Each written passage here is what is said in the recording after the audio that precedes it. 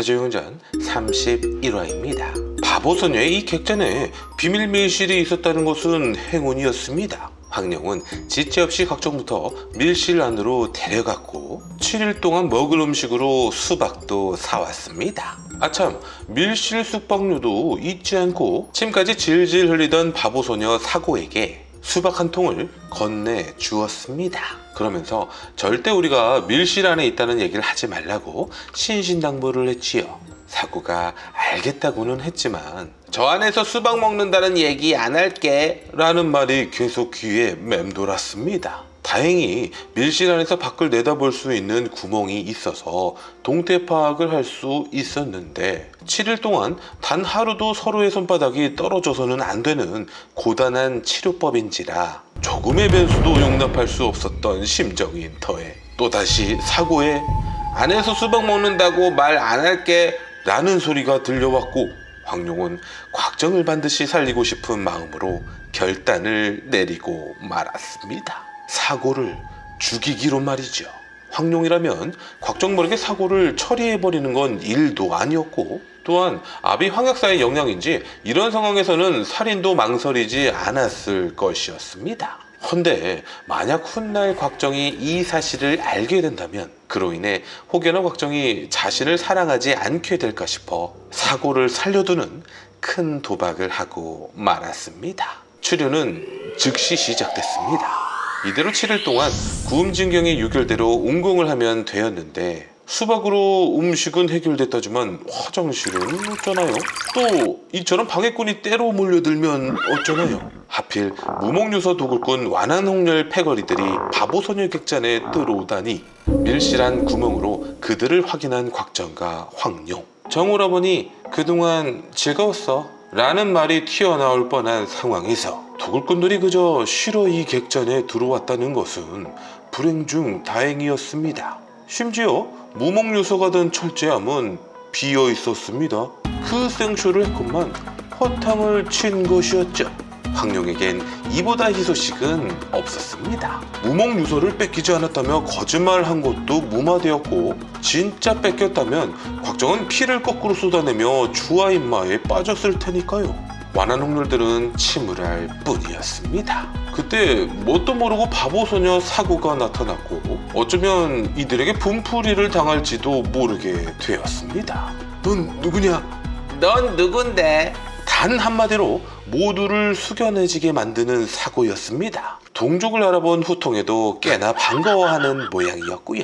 여기서 살던 이 바보를 굳이 해칠 이유도 없었지요. 헌데 밀실 쪽을 바라보며 언니가 수박 먹는 거 말 안 할게 라고 하자 황룡은 당장이라도 뛰쳐나가 죽이고 싶었을 것이었습니다. 다행히 모두들 바보소녀의 그저 헛소리라 여겼고 결국 자기 집에서 쫓겨나기까지 하였습니다. 이들은 무목유서를 이대로 포기할 순 없는 거였습니다. 하여 구영봉을 필두로 양자홍 영지상이 평년호 사통천 후통회가 2차 도구를 감행하게 되었습니다. 객잔 안에는 완한홍렬과 양강 그리고 부상 입은 구양극만 남은 상황. 완한홍렬은 이곳 우가촌에서 18년 전 포석략이 자신을 살려준 얘기를 시작하는데 포석략을 향한 마음은 진심이 확실해 보였습니다. 구멍 밖으로 이 모습을 본 곽정은 길길이 화가 나서는 당장 뛰쳐나가 부친의 원수를 갚고자 했습니다. 허나이는 자살하겠다는 소리였고 황룡이 가만히 놔둘 일이 없었지요. 그럼에도 곽정은 너무나 흥분한 나머지 곧 주아인마에 빠질 지경. 황룡은 울먹이며 몽골의 어머님이 아직 살아계신데 먼저 죽으면 안 되잖아요. 그제야 서서히 화를 가라앉히고 다시 운공을 이어가는 효자 곽정이었습니다. 완한홍렬 역시 곽정만큼 가족을 끔찍히 사랑하는 자였습니다. 친자식은 아니지만 양강을 뱃속에 있을 때부터 보살폈고 현재는 포석략을 사랑했던 마음까지 양강에게 쏟아내고 있으니 양강은 어쩌면 양압이 완한홍렬 편에 선 것이 부귀영화 때문만은 아니었을지도 모릅니다. 여진족이 세운 금나라 입장에서는 완한홍렬만큼 애국자도 없었고요. 또 곽정 역시 완한홍렬이 아니었다면 우가촌 촌놈으로만 살았을 테고 자연히 황룡 같은 선녀는 쳐다도 못 볼 거였습니다. 밤이 되어 송나라 황궁에 도착한 악당들. 600인역의 구양봉과 100인역의 사통천들은 따로 무목 요소를 찾아보기로 하였습니다. 근데 얼마 가지 않아 이들 앞에 나타난 자가 있었는데 악당들을 순식간에 두들겨 패더니 이제 옷까지 벗겨버렸고 심지어 후통의 귀까지 잘라버렸습니다. 마치 모습을 드러냈는데 가면을 쓰고 있어서 악당들은 귀신이라고만 생각할 뿐이었습니다. 허나 구양봉에게는 안 통했습니다. 단번에 가면 쓴 자가 주백통이라는 것을 간파하고는 구음진경을 해석해달라며 다른 박자를 치는 주백통을 쫓기 시작했습니다. 다음날도 곽정과 황룡은 운공을 멈추지 않았습니다. 하루 만에 곽정의 혈색이 꽤 좋아지자 이렇게 별탈 없이 며칠만 잘 보내길 바라는 마음뿐이었습니다. 부탁이에요. 그때 객잔으로 돌아온 악당들이었고 이들의 만신창이가 된 몰골에서 무목 요소를 찾지 못했다는 것을 알 수 있었습니다.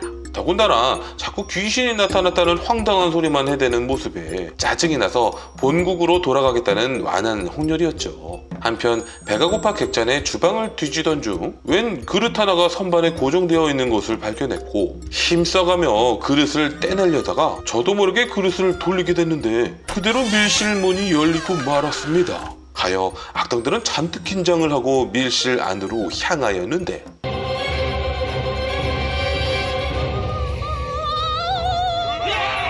귀신이다 소리치며 도망치기 바빴습니다. 구양국도 버려둔 채 말이죠. 이는 순간적인 재기로 황룡이 해골에 가면을 씌워 그들을 겁주었던 것이었죠. 허나 이 방법은 일회성 위기묘면일 뿐이었습니다. 밀실문을 서둘러 닫긴 했지만 그들이 다시 돌아온다면 이젠 다른 방도가 없었습니다. 혼자 남게 된 구양극은 부상당한 다리를 질질 끌며 몸을 숨겼고 이어서 객잔에 한 여인과 한 남자가 들어왔습니다. 여인은 일전에 구양극에게 납치당했던 정료가였고 남자는 기운장 육장주의 아들 육간영이었습니다. 두 사람은 우연히 이곳에서 만난 것이었지만 둘 다 찾으려는 사람이 곽정이었습니다. 정류관은 일전에 자신을 구해준 곽정에게 반해 곽정을 찾아 곽정의 고향에 온 것이었고 육간영도 곽정에게 위급한 일을 전달하고자 이곳에 온 것이었습니다. 육간영이 말하길 얼마 전 황룡이 물에 빠져 죽었는데 이를 복수하고자 황역사가 곽정과 강남육교를 찾아다닌다는 말이었죠. 그 말에 사부님의 안위가 걱정된다며 또다시 흥분하기 시작하는 곽정. 일단 알았으니까 좀 진정하라며 말리는 황룡. 오라버니 내 눈을 봐요. 그리고 심호흡을 하세요. 그제야 누그러지는 곽정은 황룡 아니었으면 진즉의 주아인마로 죽었을 터. 악당들도 한참을 도망치다 생각해보니 대낮에 귀신이 나올 리가 없다는 걸 깨달았습니다. 다시 객잔이었고 육간영은 이제 곽정을 찾아 길을 떠나고자 했습니다. 아무리 여자의 마음은 갈대라지만 정료관은 그새 곽정보다 기운장의 장주 아들 육간영이 더 멋져 보이기 시작했던 걸까요? 때마침 바보소녀가 키우던 생쥐가 나타났고 화들짝 놀라며 육간영에게 그대로 안겨오는 정료가 육간영도 자연스럽게 그런 그녀를 안아주었는데 어랏? 생쥐가 사라졌음에도 육간영은 정료가를 계속 안아주고 있었습니다. 그 순간 이 남사스러운 모습에 격분하며 나타난 한 사람.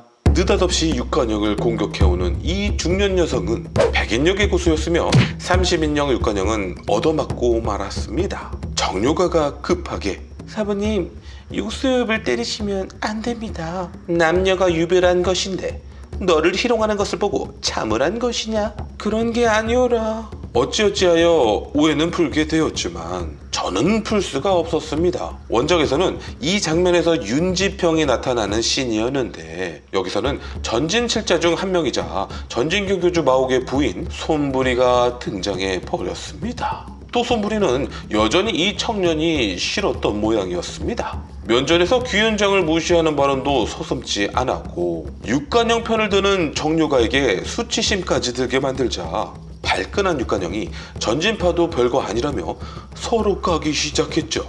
그 말에 손부리가 극대노하더니 진건까지 뽑아 살인마저 저지를 모양. 애초부터 육간영은 상대가 안 되었고 만약 진작에 도화도의 무공을 배웠더라면 비등하거나 더 강했을지도 모르지만 결국 이렇게 정유가가 무릎 꿇고 용서해달라 빌어서야 손부리의 손발들을 멈출 수가 있었습니다. 그러나 이 순간 악당들이 객잔으로 조심히 들어서고 있었고, 오라, 귀신 행색을 한 자들이 내 놈들의 모양이구나. 누군데 행패인 것이냐? 난 전진교의 손불 죽여! 그리하여 손벌이 육관장 정유가 돼 악당들의 싸움이 개전되었습니다. 백인역의 손부리가 나름 잘 싸워주긴 했지만 악당들도 백인역식의 고수였기에 얼마 안 되어 모두들 혈도를 지피고 말았으니, 그럼 이 고목나무 1, 2, 3는 이제부터 악당들에게 치욕을 당할 일만 남아 있었습니다. 이렇게 세조용전 31화가 끝났습니다. 구독을 알좋아 좋아요 알좋아 알람 문자 좋아